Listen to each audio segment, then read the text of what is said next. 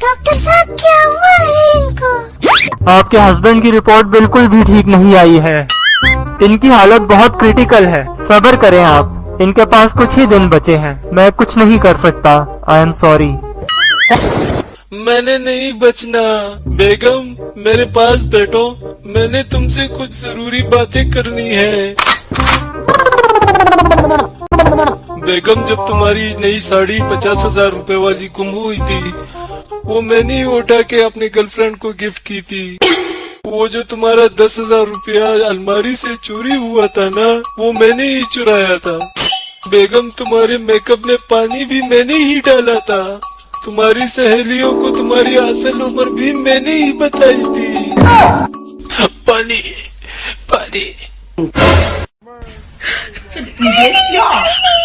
मैं पानी लेके आती हूँ।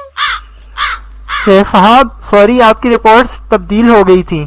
आप बीमार नहीं हैं, आप बिल्कुल ठीक हैं। आपके पेट में गैस थी बस। क्या?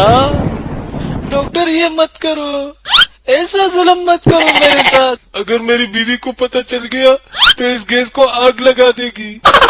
डॉक्टर मुझे बीमार करो, डॉक्टर डॉक्टर मेरा ऑपरेशन करो, डॉक्टर। क्या हुआ है शेख साहब? डॉक्टर आया था। बाजी आप कौन? शेख साहब मैं आपकी बीवी हूँ।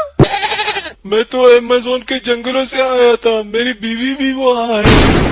शेख साहब आप शेख साहब हैं। नहीं नहीं, मैं राना हूँ, मैं अपनी बीवी के पास जा रहा हूँ।